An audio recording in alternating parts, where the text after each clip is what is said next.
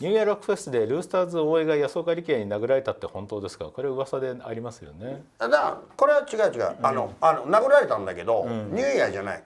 場所が違う。場所が違う。それも、なんか大江が、まあ俺もその場にいなかったんだけど、なんかゆうやのめっちゃ真似したらしいんだよ。